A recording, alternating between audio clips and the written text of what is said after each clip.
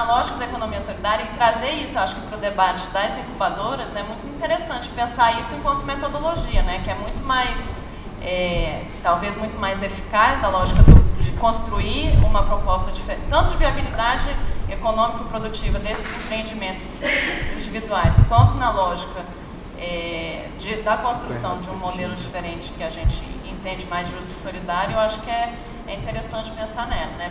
Acho que tem esses dois tipos de abordagem que eu já falei, né? Setorial e territorial. As incubadoras, que eu vejo as incubadoras trabalhando muito mais a lógica territorial, que é absolutamente válida, interessante também, e a lógica setorial, eu acho que é um debate que a gente tinha que fazer, que eu acho que também é interessante.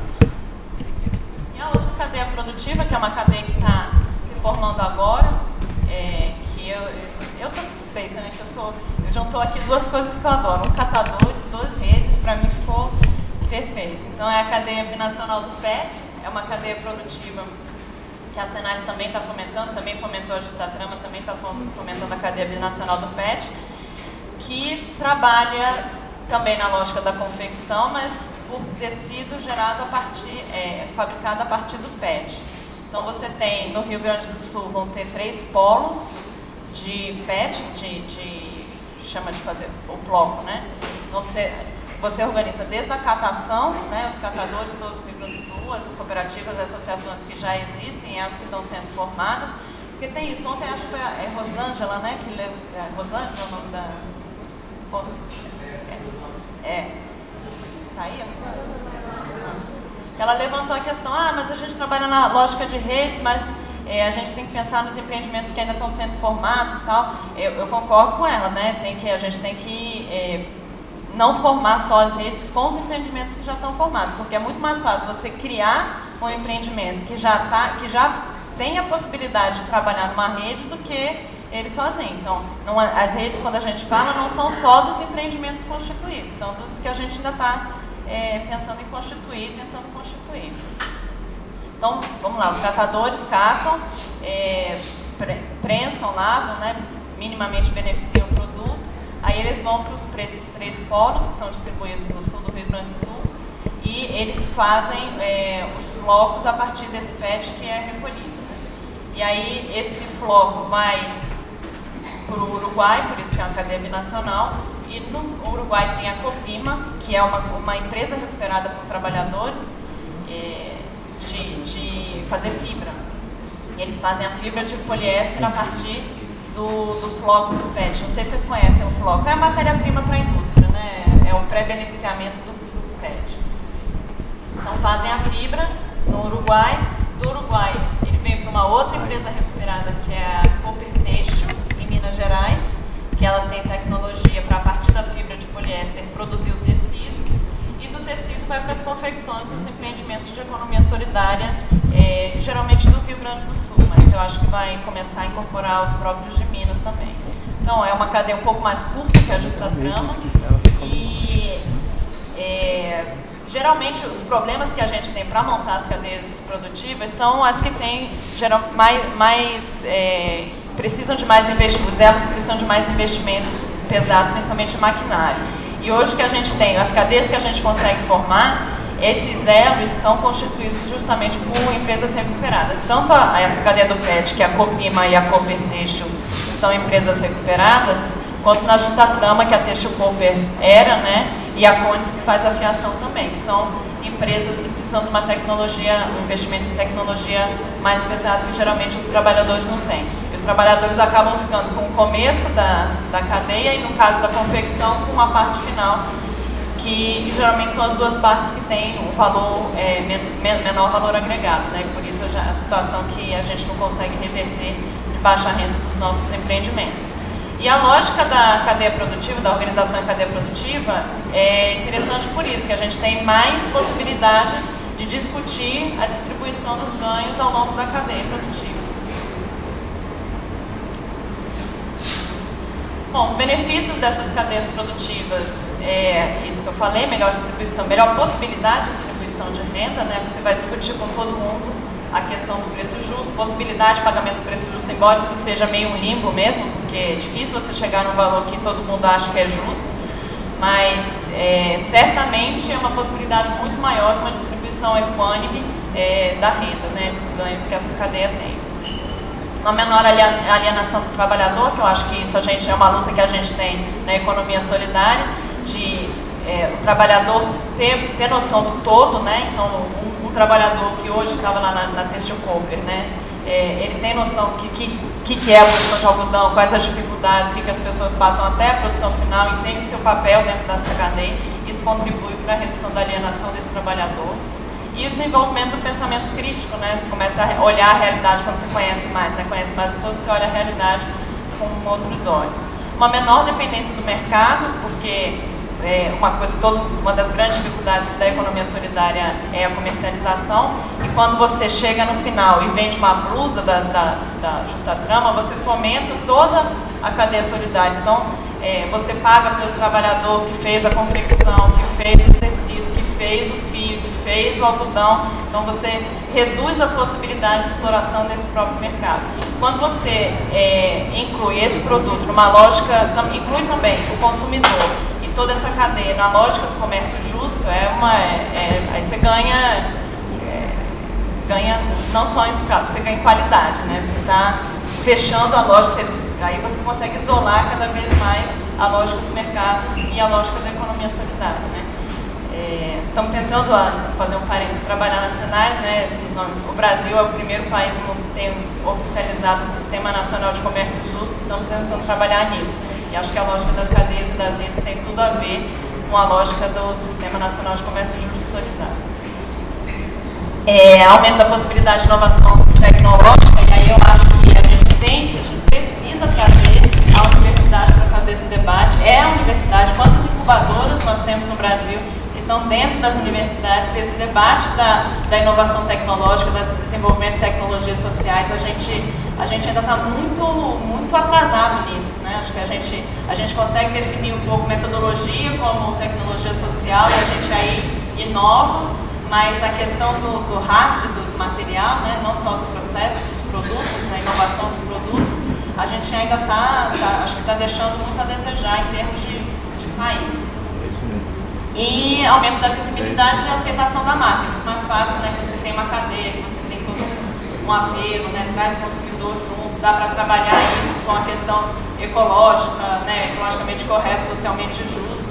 Isso tem um apelo, você chama o consumidor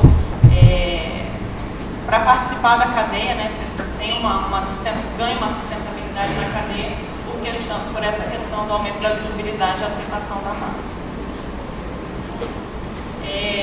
Bom, necessidades de incubação e assessoramento para essa lógica das cadeias, né? Pensando, aí tem uma interseção com redes muito grande, mas pensando nas incubadoras trabalharem com isso. A questão tem assessoramento técnico, que são para os elos específicos, para os empreendimentos econômicos solidários específicos, e tem a questão do assessoramento para a rede como um todo, né? Então, a questão de mobilização e articulação da cadeia produtiva solidária, isso é uma etapa muito complicada, precisa de assessoramento. A questão de organizar o planejamento participativo da própria rede, né? Claro, eles têm que decidir, mas assessorando essas redes é muito mais fácil do processo. Enfim, vocês trabalham com o planejamento dos empreendimentos, né? Já é difícil, imagina trabalhar isso com as redes. O desenvolvimento de tecnologias sociais, processos, produtos, foi isso que eu falei. Principalmente, a gente tem que pensar esses gargalos, que são esses elos, que precisa de mais investimento tecnológico, pensar se esse investimento tecnológico que a gente precisa é o que existe, se a gente precisa de um outro desenvolvimento tecnológico, como é que a gente consegue fechar essas cadeias inteiras com uma tecnologia e com a lógica da economia solidária. Estudo de viabilidade da própria rede, né, e a logística, principalmente como a gente tem poucos elos no meio da cadeia ali que conseguem fazer essa etapa de beneficiamento mais pesada, a questão da logística, né, para chegar até esses elos não é fácil. Você pensar essa logística de uma maneira viável, né, economicamente viável. A formulação do preço justo, o estímulo à autogestão na rede, vocês sofrem na pele, imagino, pensar a autogestão dos empreendimentos, né? Então acho que tem que pensar a autogestão da incubadora, pensar a autogestão dos empreendimentos já é um desafio, pensar a autogestão numa rede dessas, acho que potencializa. exponencial a diferença. E o desenvolvimento da marca e a formalização da rede já menos importante do que o resto. Bom, por fim, aí divulgando um pouco o nosso edital, deve ter saído, já deve estar na internet hoje. Estou lançando aqui em primeira mão o edital de redes e cadeias produtivas da Senai, que está saindo hoje. Gostaria de convidá-los a ler e a participar e a mandar propostas. Hoje a gente conversava ontem, né? O problema da política pública hoje não é tanto orçamento, né? Porque os projetos têm orçamento. O Maurício mesmo estava falando ontem, eu penso numa coisa, quando eu vejo semana seguinte sai um edital para aquilo. O problema é que a gente está de execução, né? Como executar essas propostas, né? Ter boas propostas e executá-las bem.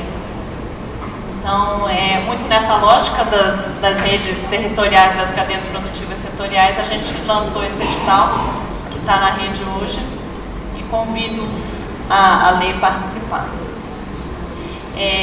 Bom, gente, era um pouco isso que eu tinha planejado quando eu cheguei aqui, falando, não, mas vamos discutir redes de incubadoras, vamos discutir redes de política pública, podemos discutir o que vocês quiserem, né?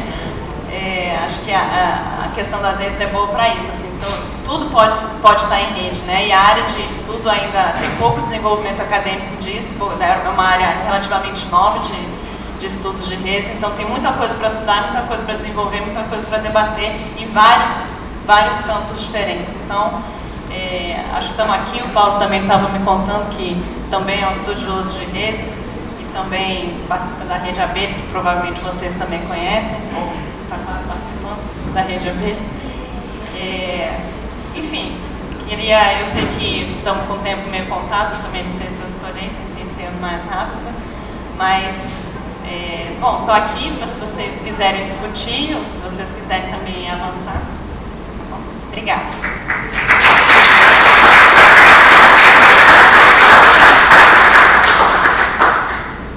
O pessoal já está se manifestando ali, vamos circular o microfone. Maurício, passa aqui.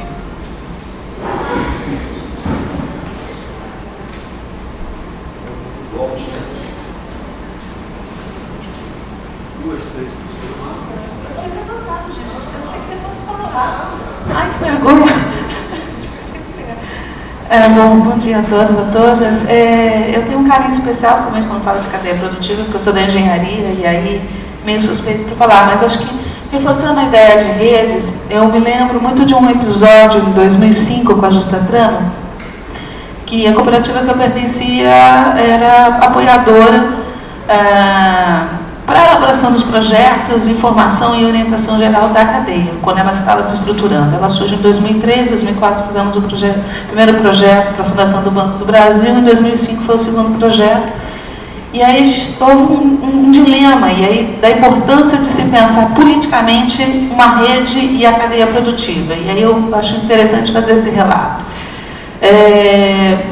Os vários empreendimentos, porque são 4 regiões no Brasil que esses empreendimentos se localizam, né, da agricultura, aí pensando, né, se você voltar ao slide lá, né, o pessoal que está em Rondônia, que aí a cooperativa sair, a Cores e a Peixe não estão mais, só atualizando a informação, hoje a Cooper Peixe, e é uma outra abordagem que eu queria colocar, a DEC, que está no Ceará, o Nobre em Santa Catarina, no Rio Grande do Sul, tem empreendimentos já de São Paulo também envolvidos, sim, ela está em constante movimento, né, a dinâmica dela é própria. Mas em especial no episódio de 2005,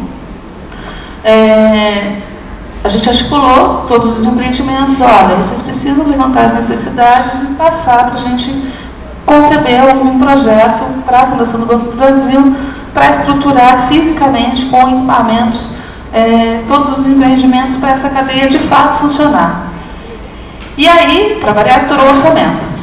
Né, pessoal, a gente está com o orçamento estourado, era mais do que o dobro, e se tinha que tomar uma decisão do que seria retirado. E aí cada empreendimento voltou, né, para suas redes locais e começou a decidir o que é prioritário para a rede, o que é prioritário para a cadeia.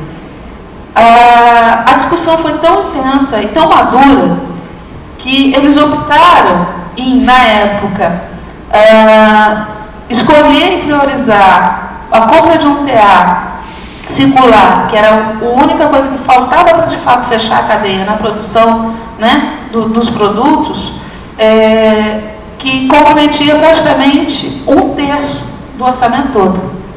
Eles abriram mão, somente os agricultores, olha, a gente não vai comprar essa caroçadeira, né? A gente vai continuar fazendo manual para a gente fechar ela e não depender de ninguém para fora dessa cadeia produtiva.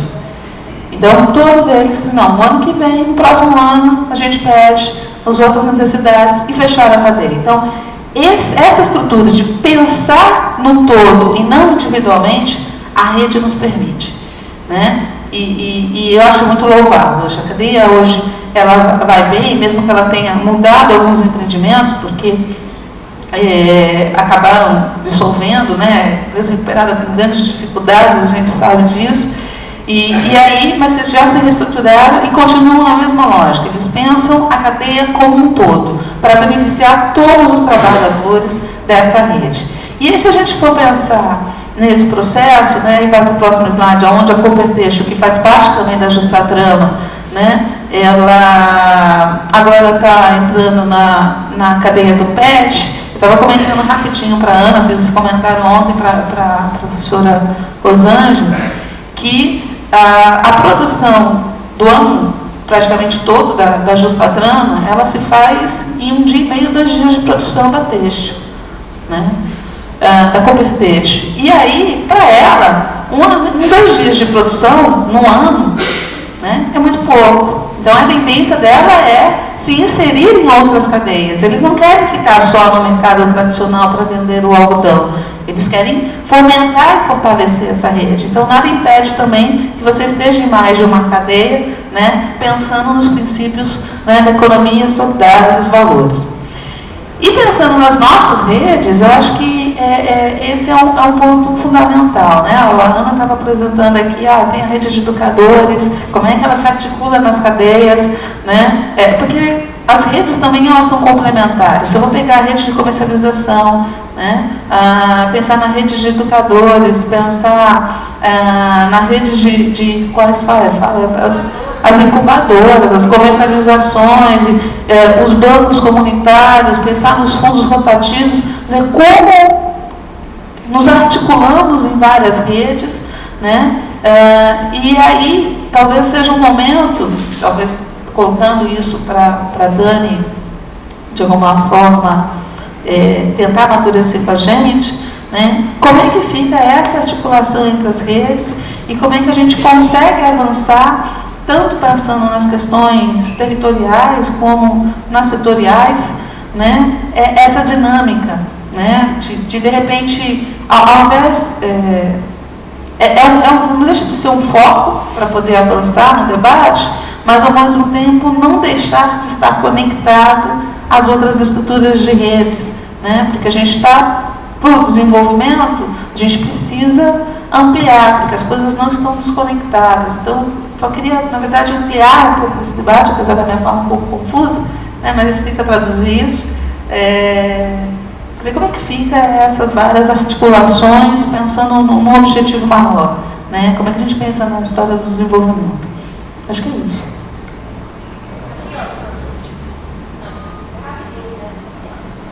Dando parabéns pela apresentação. Eu acho que esse caminho de organização em redes e cadeias é estruturante para a economia solidária, né? Eu acho que a gente tem realmente que caminhar nessa direção. Eu acho que a gente tem que pensar apenas, né, a estratégia, porque justamente isso é o mais complicado e complexo, né? E eu estava aqui fofocando, né, que essa história da abordagem territorial ou da abordagem temática, né, setorial, tem que cuidar disso com muito carinho. Eu estava lembrando aqui do movimento social da economia solidária lá na França, que eles começaram a se estruturar por uma abordagem setorial e explodiu. Passaram 10 anos sem existir. E agora, depois de 10 anos, eles voltaram a dialogar novamente a partir de uma abordagem territorial e estão se reestruturando a partir desse diálogo entre. Claro que isso é uma questão do movimento, mas acho que é uma questão que tem que cuidar, né? Esse dilema de qual a melhor estratégia, todos nós vivenciamos, né? Mas eu cada vez mais aposto na abordagem territorial. Eu acho que ela é mais aglutinadora, né? Porque o seu José, que está lá na comunidade X, ele faz tudo. Ele comercializa, ele trabalha com banco comunitário, ele trabalha com tudo, né? Seu José ou Dona Maria, ou seja lá quem for, ele faz tudo isso, incorporado numa pessoa só. Então, quando a gente discute isso a partir do lugar onde ele está, né? Eu acho que é mais interessante do que... E aí, obviamente, que na hora que ele precisa de uma especialização, né, de um diálogo maior sobre uma competência técnica numa área, ele vai procurar quem está em cada uma das redes trabalhando isso. A outra questão que eu queria colocar é sobre justamente o lugar da rede de educadores aí, né? Quer dizer, a gente não pode pensar uma coisa separada da outra. Tem especificidades? Tem. Mas como é que a gente junta uma coisa com a outra, né? Não só da rede de educadores, né? Mas se a gente pensa rede de empreendimento, né? Cadeia de empreendimento, mas como isso se articula com rede de incubadoras, com rede de educadores, com rede de bancos, com rede de comercialização, com rede de não sei o quê, né? Então, precisa pensar uma forma de articulação entre essas diversas redes. E a última coisa que eu queria colocar objetivamente, né? Eu tenho pensado muito sobre essa relação da economia solidária com a escala, né? Com a questão da grande produção, né? Eu acho que isso é um dilema que a gente pensa que é importante, mas não consegue fazer. Para mim, eu tenho isso resolvido na minha cabeça, queria deixar bem claro, né? É um dilema mesmo, quer dizer, eu fiquei pasmo aqui quando ela diz o pessoal da competência em um dia e meio resolve o problema da justa trama. Eu digo, caramba! Eu digo, mas por quê? Ela diz, porque não tem algodão. Não tem algodão, beleza, mas... Então, mas aí, ou a gente trabalha isso a partir de uma lógica, né? Por exemplo, aí, beleza, vamos agora botar o PET para dentro, né? Mas vai ser mais um dia e meio, então dá 3 no ano, e aí? E o resto faz o quê? Né? E assim, aí vem o meu lado agroecológico, né, da história, né? Que assim, eu penso que, por exemplo, para mim não é legal a gente estimular uma produção em escala de algodão, senão todo mundo vai produzir algodão e vai deixar de comer. Vejam os dilemas, né? Só para colocar para o debate. Obrigada.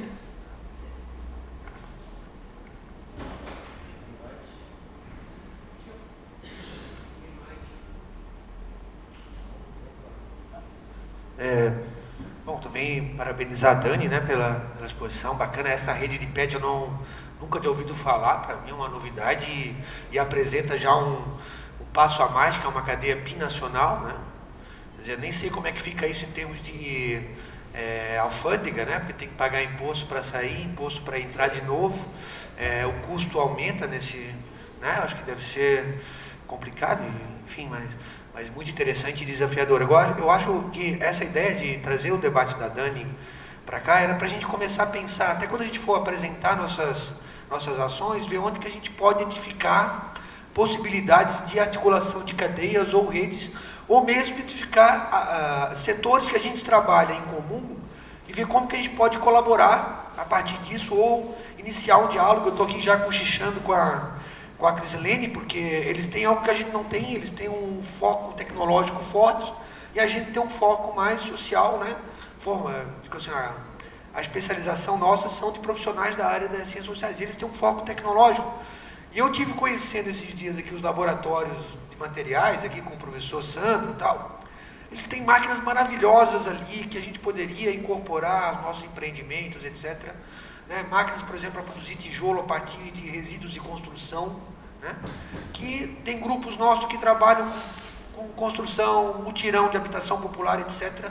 Daria um jogo muito interessante, então é um desafio imenso pensar nisso. Agora, Dani, assim, eu acho que o projeto da Senais, eu queria que você pudesse apontar um pouco mais para a gente pensar a partir do grupo que está aqui. Ele envolve capital e custeio também ou é só custeio? Porque se for só custeio, a gente vai mais para redes, né? Se for capital, dá para começar a pensar cadeia, né? E se não tiver capital, como que a gente poderia cruzar isso? Aí você, como é gestora federal, está lá com, né, dialogando diretamente com os ministérios, agora na cadeia da reciclagem, inclusive, como que a gente pode encontrar mecanismo de financiamento para o capital, né? FINEP, MCTI, etc, né? Que eu acho que teria um foco. Tem espaço para a gente avançar nesse sentido. Por exemplo, o MST está produzindo vinho, né? Vinho no Rio Grande do Sul. Está trabalhando com leite longa-vida, certo? Leite em caixinha. Né? Ele está começando a usar e um pouco mais longe. Eu acho que a gente teria que avançar para esse caminho também, para não ficar, né, nossos empreendimentos isolados no meio da cadeia e não conseguir avançar. Né? Bom, isso. Bom, queria parabenizar a Daniela. Para mim foi uma aula, né? Porque eu não sabia nada sobre isso, só ouvia falar. Então aí quando você começa a falar, dá toda uma vontade da gente de ouvir mais. E aí o Maurício começa a cochichar aqui comigo e eu já estou começando a pensar naquele edital que você colocou lá. Então, assim, é extremamente estimulante a gente ter uma oportunidade assim de ter essas informações e poder vislumbrar mais um passo de trabalho, mais uma etapa de trabalho na nossa incubadora, que é muito nova, né, ainda, mas que está com muita vontade de fazer. Então, um momento como esse aqui que a gente está tendo é extremamente importante, tanto para a equipe, os alunos, né, o pessoal que se envolve, como para essa troca, né, que está sendo muito boa. Então, eu não tenho nada a perguntar, só para colocar e parabenizar vocês por esse momento.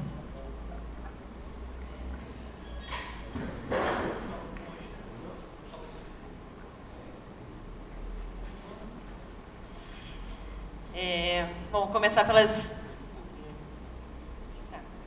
Deixa eu começar pelas mais objetivas, mais fáceis. O edital envolve capital, mas a gente tem aquele velho problema de não poder repassar capital para entidade privada sem fins lucrativos. Para a universidade, sim. O problema é que, às vezes, a universidade fala, mas para a universidade pode. Ela manda o projeto pela fundação de apoio. Aí a fundação de apoio é entendida como entidade privada sem fins lucrativos, a gente não pode repassar recursos de capital. Então, para as universidades que vão mandar os projetos direto, as universidades públicas que vão mandar os projetos direto, tanto as federais quanto estaduais e municipais que são menores, a gente pode repassar recursos de capital. Para as outras, para as que vão mandar via fundação, só recurso de custeio. Bom, o debate de redes é extensíssimo, né? A gente pode ampliar isso aqui. E eu acho que quando o Maurício conversou comigo para vir apresentar aqui para vocês, o foco era mais na produção mesmo, para pensar a metodologia de incubação em si. Mas eu acho que, já escutei em algumas rodas de conversa e agora aqui, a questão da rede das próprias incubadoras, né? Que a gente fala de redes, isso aqui é o foco na produção, né? É a troca, mas é a troca material, né? Então, mas você pode ter redes focadas na troca de informação. E aí, uma coisa de jeito nenhum que exclui a outra, elas são inclusive complementares. Então, se tem uma rede, uma cadeia focada na produção, pode ter a rede focada na informação, no assessoramento técnico, a rede de incubadoras, a rede de formadores, isso tudo, quando você une essas redes, a experiência é muito mais rica ainda, né? É a rede das redes, né? A rede tem... abre essas possibilidades, a dinâmica de trabalhar em rede abre essas possibilidades para a gente. Então, como também, de jeito nenhum, excludente a abordagem setorial da abordagem territorial. Inclusive, seria ótimo que as duas estivessem no mesmo, que a territorial e a setorial fossem juntas. É que às vezes a gente não consegue porque o elo da cadeia está em outro lugar. Mas, certamente, esse elo nesse outro lugar está inserido numa lógica territorial e tem a lógica da abordagem. A cadeia produtiva acaba sendo uma cadeia formada por redes, né? Redes locais que estão articuladas. E eu não acho que a gente tem que escolher entre uma abordagem e outra. A gente pode trabalhar com as duas juntas. Inclusive, é muito mais desejável isso, porque a vida como ela é no dia a dia é no território, né? Isso que você falou, o Zé lá que trabalha, ele vende, ele comercializa, e mais, ele participa da discussão da economia solidária, ele participa de um conselho municipal, né? É a vida ali no território, nosso desafio é de levar essas coisas integradas para o território ou integrar a partir do território quando as coisas chegam lá. Esses são os desafios territoriais que a gente tem. Mas como a gente não tem, pensando aí numa cadeia produtiva, né, nessa abordagem setorial, coisa mais da produção, como a gente não tem elas, geralmente, todas que a gente precisa no mesmo território, a gente tem que ir para outros territórios, mas que é interessante e desejável que esses outros elos estejam inseridos na lógica territorial também. Sandra, a coisa do dinamismo da rede, eu acho que é uma das coisas mais interessantes que a rede tem, né? A rede é viva. Não tem a coisa que está dada, não tem... É isso, um elo entra, uma cooperativa entra, outra sai, incorpora mais um aqui, aí a conversa está tomando um rumo daqui, não, agora vamos focar naquela outra parte. É um organismo vivo mesmo, né? E esse dinamismo, não sei, pelo menos para mim, é uma das coisas que mais encanta no trabalho de rede. Agora, eu acho isso, eu acho que tem que pensar... Para mim, as coisas não funcionam sem a lógica de redes, né? Então, você fazer um trabalho aqui, desarticulado do trabalho dos formadores de educação popular, desconectado do trabalho das outras incubadoras, para você pensar uma lógica de desenvolvimento até regional, né? Falando em níveis do Nordeste aqui, não faz sentido. Então, eu acho que tanto a questão da produção, isso que o Maurício estava colocando, tem um pessoal que trabalha com resíduos ali, a gente pode juntar aqui, tanto com a lógica de redes para troca de informação, eu acho absolutamente necessário. Não consigo pensar numa proposta diferente dessa. Agora, as redes são formadas a partir de elementos comuns, interesses comuns, e eu acho que a gente tem que pensar, se a gente for formar uma rede, né, rede de incubadora, ou redes de incubadoras do Nordeste, pensar quais são esses elementos comuns, o que desencadeia esses interesses para a gente formar as redes a partir deles. Então, se o interesse é troca de metodologia, se o interesse são trocas mais concretas da produção, eu produzo resíduo, tem os catadores ali, uma lógica mais setorial de produção, ou a minha incubadora é mais focada no desenvolvimento tecnológico, eu estou precisando de uma força na autogestão, eu estou no desenvolvimento de tecnologias sociais, né? Acho que tem que achar esses links que vão desencadear o próprio desenvolvimento da rede. Eu acho que metodologia é um que certamente dá jogo, mas tem que pensar se tem outros. Bom, o edital, não sei, se vocês quiserem eu falo um pouco mais, mas é isso, tem capital de custeio, tem capital de investimento. Agora a gente está querendo trabalhar com redes maiores, não é uma rede lá de 4 empreendimentos, são redes, vocês vão ver no edital, são redes maiores. E aí eu acho que tem total a ver com o que a gente está discutindo aqui de encontro de redes, de incubadora, porque vai ter que trabalhar numa lógica maior. Eu também tenho... Oi? Eu também tenho esse dilema que a Ana colocou do negócio da escala, né? Como é que você faz para dar escala? Sem rede, sem cadeia produtiva, não dá para ter escala na economia solidária. Ainda mais quando você coloca agroecologia. Porque todo o trabalho do ano inteiro dos agricultores lá da ADEC, como a Sandra colocou, o trabalho do ano inteiro deles, que eles fazem com algodão, em um dia a Cones ou a Têxtil Cooper processa. Agora, você discutir escala com agroecologia, sem a lógica de rede, não tem a menor condição, né? O próprio agricultor. Esse cultivo, gente, eu não sei se vocês conhecem, mas eu fui visitar. O agricultor tira o bicudo, né, que chama a praga, tira na mão. Então, como é que você vai dar escala nisso?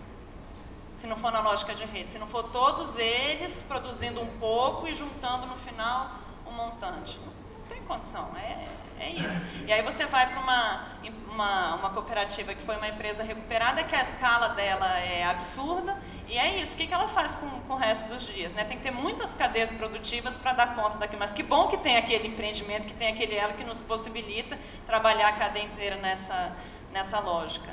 Mas é o dilema que, inclusive, a Senai, essa história da escala, é um dilema que a Senai, enquanto governo, enquanto parte de um governo, gente sofre todos os dias, porque existe uma pressão de vamos terminar com a pobreza, e nós queremos superar a pobreza no país, né? É um grande desafio, que eu acho que todo mundo tem que estar engajado nisso, sociedade, governo local, governo federal, todo mundo. É um objetivo muito nobre, né? Vamos lutar para isso. Agora, o que é exigido da Senais é, cadê a escala da economia solidária? Como é que a gente vai acabar com a pobreza no Brasil sem dar escala? Porque tem 16 milhões de pessoas abaixo da linha da pobreza e tal. Como é que a gente dá escala nisso para terminar com superar a pobreza dessas 16 milhões de pessoas sem dar escala? Como é que você dá escala à economia solidária, que é uma coisa tão... que dá aquele trabalho do dia a dia que vocês estão acostumados a... Como é que você vai dar escala nisso? É um dilema, acho que está na cabeça da Ana, está na cabeça de todos nós mesmo. Bom, acho que é isso.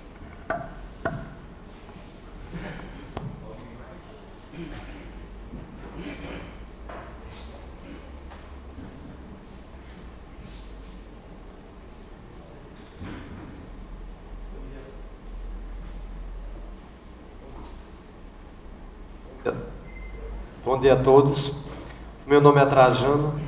Pedi desculpa porque eu mesmo fui quem perdi a oportunidade de um grande aprendizado. Cheguei aqui agora, mas não tive como conter e não me apresentar e aproveitar a oportunidade para divulgar o meu trabalho e pedir atenção não só da Dani, mas das outras pessoas que estão presentes. Na realidade, eu trabalho com reciclagem e ouvindo essa palestra, eu me questionei quanto às dificuldades que nós passamos.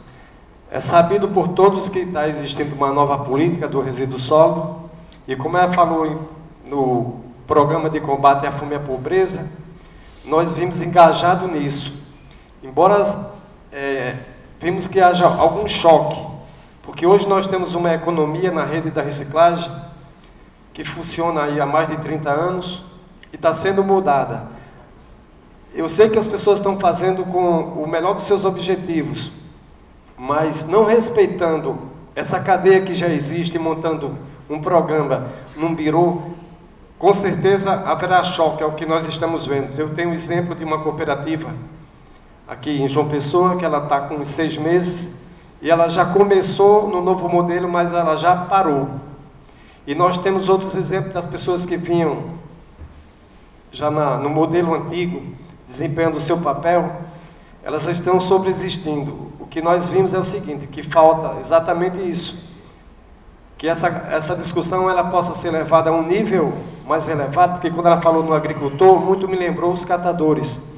As pessoas estão lá, de uma certa forma, capengando para matar o bicudo um a um, nós sabemos que isso é impossível.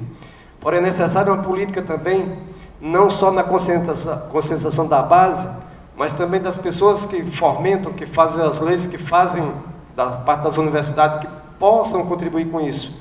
Porque, por exemplo, quando se falou da reciclagem, o ano passado eu movimentei 1.600.000 toneladas de materiais. Esses dados não aparecem nas estatísticas oficiais de governo a nível de prefeitura. O que é que isso levou? Levou a dizer que João Pessoa só recicla 20%. Eu acho que seria muito mais prático pegar todos os números da cadeia existente e apresentar, e ali criar sim um novo ciclo, através de debates e através de informações, a própria universidade se infiltrando nisso aí, porque é melhor você pegar o que tem e aperfeiçoar do que criar um novo modelo que nem sempre a eficácia pode ser comprovada. Então eu defendo o ajuste de conduta na base e com tecnologias fornecidas pelas universidades, pela União no todo, para podermos chegar. Isso eu vejo na reciclagem, mas quando ela mencionou o caso do plantador de algodão, são situações semelhantes, que por si só ele nunca vai sair daquilo. Ele vai ficar naquela mesmice, vai ser igual a planta, que ela é plantada, ela nem morre e nem cresce. Porém, eu acho que somos nós, as pessoas que a nível de universidades, a nível de união, de prefeitura, estado e município, quem podemos fazer? Na área da reciclagem, eu vou mais longe.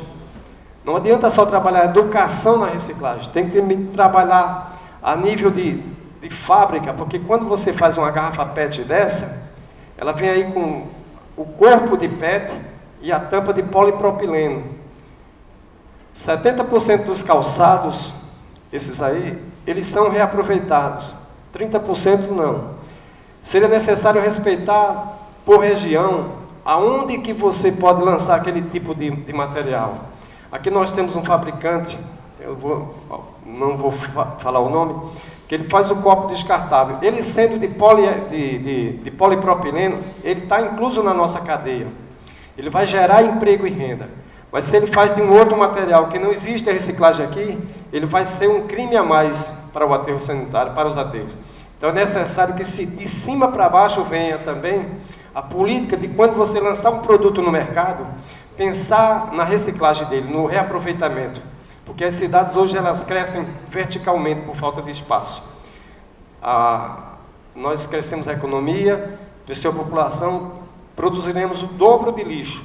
Então, temos que pensar de cima para baixo em termos de reciclagem. E agradecer a rica oportunidade e queria poder fomentar essa economia dentro do meu setor, do setor ao qual estou inserido, que é a reciclagem. Porque a reciclagem eu entendo que ela começa com o catador e termina com o produto final, que seria a fábrica. Porém, é uma cadeia, não tem como fugir disso. A política adotada hoje é que tudo seja doado para o catador. Seria necessário, então, que esse catador ele tivesse um aprendizado maior, porque ele não tem condições de ser gestor. Isso também está provado. Não adianta só pegar e dar para ele, porque ele não vai conseguir gerir a coisa. Essa experiência já está sendo notada, eu estou no lado oposto da situação. Porém, no campo das ideias, eu participo com o catador. Mas também não poderia esquecer a fábrica. Um exemplo hoje aqui, a empresa de energia, ela está entrando nesse cenário, pegando o material e dando desconto na energia, como forma de ser amiga do meio ambiente. Mas já há quem faça esse serviço. Então, poderia ser apenas um drible para ganhar incentivos. Eu acho que esses incentivos teriam que vir para a cadeia, do catador ao ponto final. Quero agradecer a oportunidade. Muito obrigado.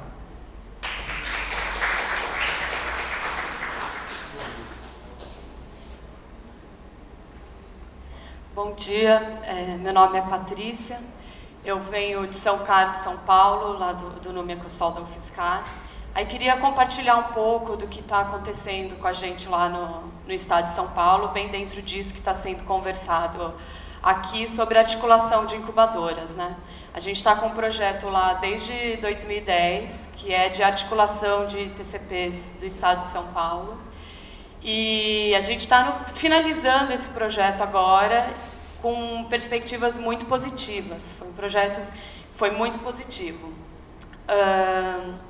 Primeiro, essa questão da articulação de incubadoras foi muito importante para a gente se conhecer o trabalho que as incubadoras estão realizando, em quais empreendimentos e por meio desse projeto que a gente fez, a gente conseguiu articular muitos empreendimentos. Por enquanto, ainda mais engatinhando, não como apresentado, né? A gente tem mais parcerias, então, por exemplo, com o pessoal da Unicamp que está aqui, né? Eles trabalham com tecnologia social.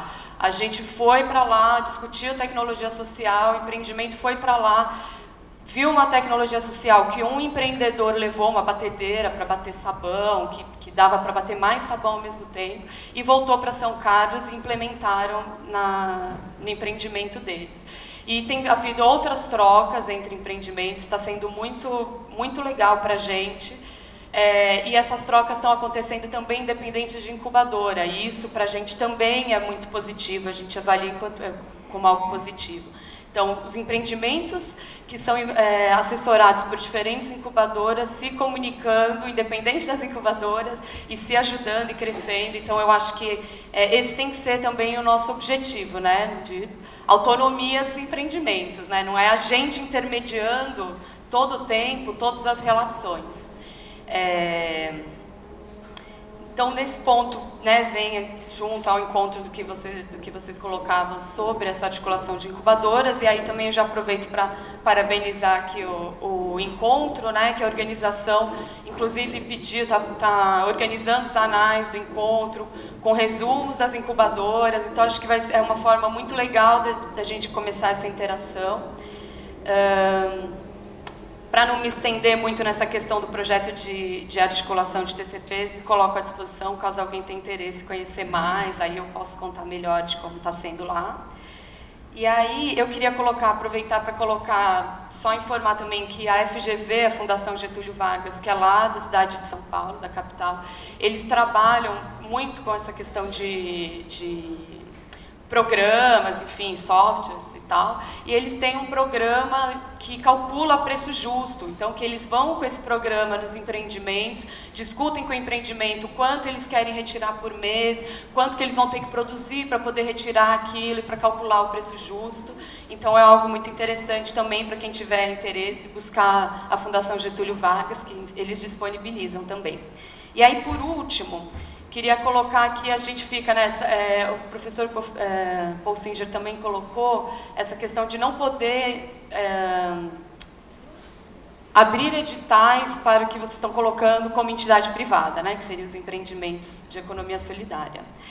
Por outro lado, né, se a gente tem essa perspectiva mesmo da caminhada dos empreendimentos, independente de incubadora, de uma nova perspectiva econômica, enfim, tudo isso que a gente tem discutido, tem alguma coisa que está faltando, né? Como que a gente chega nesses grupos sem precisar necessariamente da intervenção de incubadora, enfim, ou de uma fundação, no caso. Então eu queria colocar que eu acho que é uma questão também de mobilização nossa, né, de incubadoras junto aos empreendimentos, frente às Senais, e pensar, e aí colocar para você, não sei se deixar em saia justa, ou se também, acho que talvez nem tenha a resposta, mas de que forma a gente poderia começar a trazer essa discussão mesmo, de como a gente consegue discutir a captação de recursos para empreendimento, direto, sem a intervenção, né? É isso, obrigada.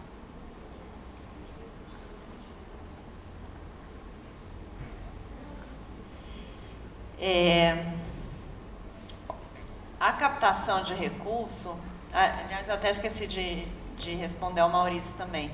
Na parte de catadores está muito mais fácil de trabalhar, está muita gente engajada na mesma lógica, querendo contribuir, e eu acho que aí eu estou tentando fazer uma crítica construtiva ao movimento da economia solidária, à luz do que a gente vê lá. É claro que não dá para esperar que a Senais resolva todos os problemas, né? A gente é inclusive muito pequeno dentro do governo. Mas se a gente compara, por exemplo, os avanços que o movimento dos catadores teve com os avanços que o movimento Fórum de Economia Solidária, os avanços que os dois tiveram, é uma coisa assim. Tudo bem, claro que não é só a responsabilidade dos movimentos, eu acho que os catadores trazem uma pauta ambiental muito clara que ajuda na discussão e na aceitação pelo apoio da sociedade como um todo. Agora, a gente pode repassar recursos direto para os empreendimentos dos catadores, porque eles têm previsão legal na legislação. Agora, para os outros empreendimentos de economia solidária, não. Como é que foi conseguido isso? Mobilização popular. É isso. Pressão no Congresso, pressão nos órgãos centrais do governo. Conseguiram. Eles conseguiram previsão, dispensa de licitação, conseguiram mexer na 8666, que é assim, você fala isso dentro do governo, todo mundo tem arrepio. Eles conseguiram. A prefeitura pode contratar diretamente para fazer coleta seletiva sem participar de licitação. A gente está tentando, assim, na lei que a gente vai encaminhar da economia solidária, a Lei Geral da Economia Solidária tem 3 frentes, né? Iniciativa popular, parlamentar e o do Poder Executivo. No Poder Executivo tem algumas prerrogativas que só cabem ao Poder Executivo. Nessas a gente está colocando lá fundo, está colocando os mesmos ganhos que se obteve na Lei de Micro e Pequenas Empresas, a gente está tentando colocar para a economia solidária, então que o município ou que o governo possa fazer uma licitação só para empreendimentos de economia solidária, se ele quiser, claro, né, obrigar. A gente não pode obrigar, mas assim, tentando dialogar isso sem um forte apoio popular é muito difícil dentro do governo. Então, se você perguntar, sempre coloca de saia justa, não, eu devolvo para vocês. vamos fazer isso? O movimento quer fazer isso, o fórum quer fazer isso, todo mundo, as universidades querem encabeçar isso? Vamos fazer, agora precisa de apoio popular, a gente sozinho não consegue. Precedente tem, o movimento dos catadores conseguiu. Então, poder repassar recurso de capital direto para isso. Enquanto a gente não consegue isso, tem outras possibilidades. Como eu falei, né, está muito mais fácil trabalhar com catadores. Inclusive, hoje, o orçamento da Senais, metade do orçamento da Senais é para trabalhar com catadores, a outra metade com o resto de todas as cadeias. Então, o BNDES já está, para trabalhar com catadores, ele já abriu as portas. No Rio, a gente já está conseguindo que ele coloque recurso de investimento para estruturar as unidades de triagem, de pontos de entrega voluntária, pré-beneficiamento de material, a gente está conseguindo. Agora, é isso, precisa de muita articulação, muita coisa. E no dia, agora, já emendando na resposta ao colega, no dia 19, a gente está chamando todos os governos estaduais do país, em Brasília, para discutir o apoio à organização dos catadores com vistas na Política Nacional de Resíduos. Então, a gente está chamando os governos estaduais para ir lá, porque a gente não tem capacidade de pulverizar mais esse recurso, é muito recurso, mas a gente chama os governos e fala, vamos apoiar, vamos entrar com um recurso razoavelmente grande. O BNDES falou que vai entrar com a mesma quantidade de recursos que a gente aportar, o BNDES vai aportar para a capital, e o que a gente exige é que o governo chame a sociedade, chame todas as entidades que estão trabalhando com os catadores, chame os movimentos sociais para formular um projeto junto para o Estado. Aí sim, com base nas experiências, com base no que está sendo feito. Nada vai ser imposto de cima para baixo, não. É claro que a política nacional traz novos elementos, né? A política nacional de resíduos sólidos traz novos elementos que precisam ser cumpridos, mas traz grandes oportunidades também. Então, inovações a gente vai ter que ter. Inclusive, vai entrar a pauta da logística reversa, vai entrar da coleta seletiva solidária, vai entrar várias pautas que provavelmente não estavam entrando antes. Então, vai ter essas inovações. Mas a gente quer implantar essas inovações, que a gente vê como oportunidade, tem as obrigações, mas com vistas naquilo que já está sendo desenvolvido. Então, é incrementar a experiência local, né? A gente não quer que nada seja imposto de cima para baixo. Bom, acho que é um pouco isso, não sei. Então. Ô, Dani, por que você acha que os catadores conseguiram e os outros serviços não? Porque, assim, a minha opinião, Daniela, não estou falando enquanto Senasa, estou falando minha opinião, Daniela. Eu acho que tem duas questões. Uma é a pauta ambiental junto com a discussão, que eu acho que ainda é uma força mobilizadora da sociedade maior do que a justiça social o meio ambiente, por incrível que pareça, e o tipo de organização dos movimentos. Então, o movimento dos catadores, estava discutindo, mas é difícil de lidar e tal. É difícil, mas é organizado, eles sabem o que eles querem, eles têm objetivo, eles vão conversar, as portas são abertas e tal. O movimento de economia solidária, eu acho que ele não é tão focado, seu foco não é tão claro, acaba pulverizando mais, tem mais conflitos, esses conflitos são externalizados e em certa medida é mais fácil negociar e dialogar com um movimento que traz as pautas mais construídas e consensuadas de dentro para fora e chega lá e apresenta o que quer. A economia solidária ainda quer discutir e tal, aí chama o governo para discutir, e de vez em quando mete os pés pelas mãos. Mas eu acho que são essas as duas principais diferenças. Eu não vou dizer nadinha não, mas assim, quando há uns 4 anos atrás ou 5, eu tive numa caravana da economia solidária em dezembro e depois em janeiro na Venezuela. E fomos apresentar as cadeias produtivas do Brasil, né? Foi um avião completo de empreendimentos brasileiros para lá. E aqui nós tínhamos poucos bancos, né? Aí Chaves diz bem assim, uma missão para o Brasil, lá do Banco Palmas. E no ano seguinte tinha 60 bancos. E ontem ele disse que tinha 3.000 e poucos bancos. Acho que os catadores também, Lula disse, olha, meu governo vai apoiar os catadores. Então também tem uma decisão firme presidencial, né, de tocar para frente uma proposição. Tem toda essa mobilização social, mas também tem uma posição política firme. Agora, essa posição política firme só vem também da demanda e da organização social. Mas quando você estava falando, eu estava aqui pensando algumas coisas que eu acho que talvez são importantes e que a gente precisa cada vez mais trabalhar. Por exemplo, e sem pretensão de se complementar ao que você falou, é só dizer alguns toques assim. Nessa caminhada, a gente tem percebido também a ideia, quer dizer, há uma preocupação dos trabalhadores em compreender os processos produtivos e trazer pessoas novas para os processos produtivos, mas também de inovar e, ao mesmo tempo, ter autonomia no fazer, no pensar. Então, essa questão da autonomia dos trabalhadores é muito premente. Eu tenho a impressão que há uma necessidade das incubadoras, etc., as próprias cadeias e redes, em terem seus processos de formação dos seus educadores, da produção de material, porque é necessário a formação de um capital, né, no campo educacional, para a gente poder, esse capital ficar sedimentado dentro, incorporado aos processos. Porque sem essa incorporação, vem o bicudo, daqui a pouco vem uma outra técnica, vem um outro problema e tudo tem que vir, a tecnologia, a pesquisa e a formação tem que vir de fora toda a vida. E depois o técnico vai embora e o empreendimento fica morto, entendeu?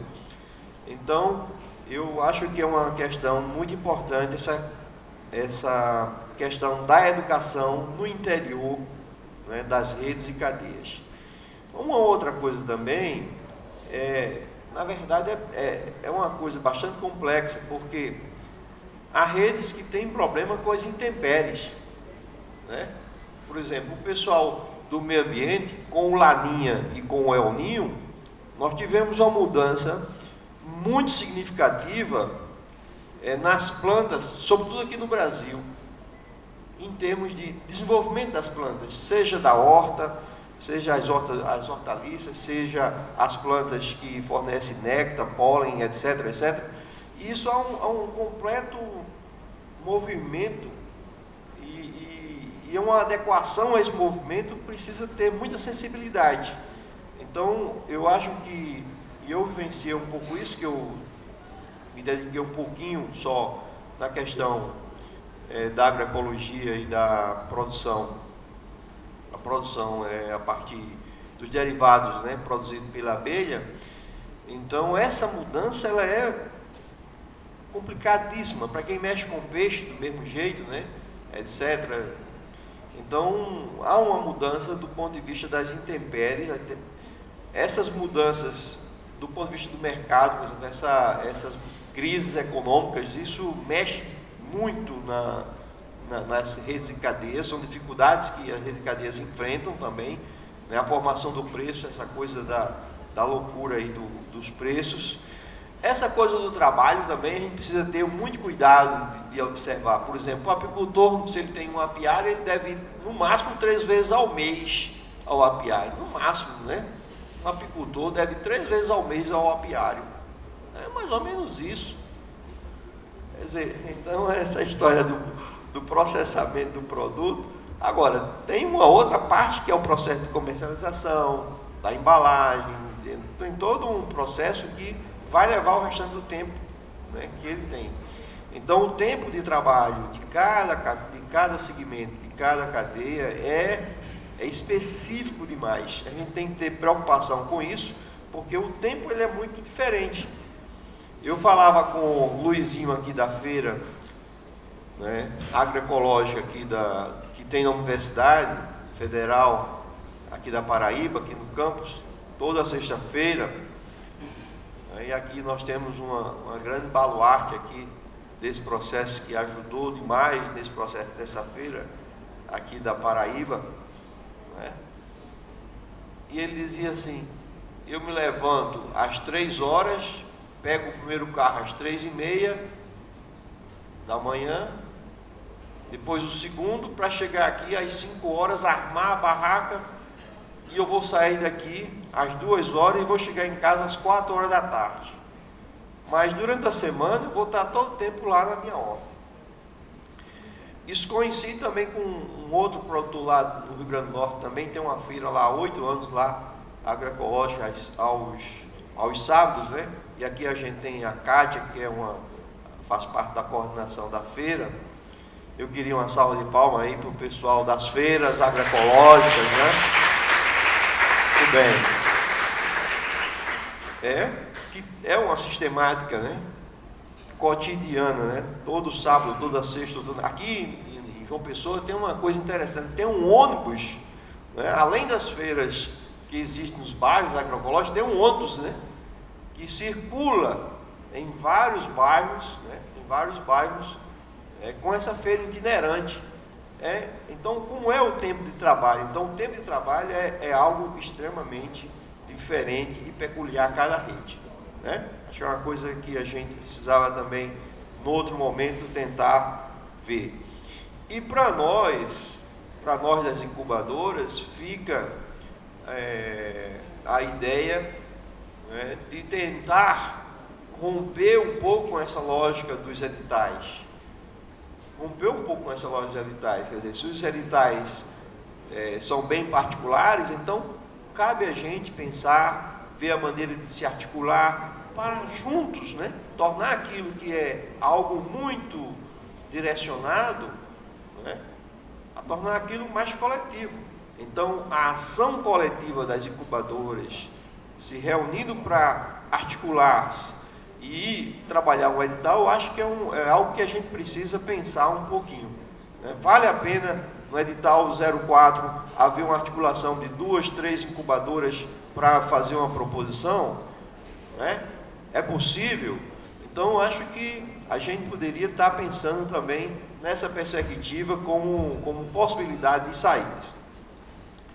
Eu acho que, no mais, nós gostaríamos aqui de agradecer imensamente a Daniela por ter trazido essas informações preciosas, né, e que ajudam os pesquisadores que estão aqui de economia solidária, os professores, né, ajudam os estudantes que estão no PROEST, são bolsistas do PROEST, PIBID, PROBEX, PROLICEM, etc. E estudantes e curiosos que querem compreender um pouquinho mais essa dinâmica da economia solidária. E os empreendimentos que também estão aqui. Então, eu agradeço em nome da Incubes a você por ter dedicado esse tempo, né, ter vindo para cá, tá certo? Muito obrigado. E vamos para um intervalozinho com um cafezinho esperto, tá certo? E também, olha aí, ó, vamos coçar o bolso, tá certo? Porque tem empreendimentos que precisam, né, também vender, faturar. 5 minutinhos, 5 minutinhos, cafezinho, banheiro, etc. Dá tempo.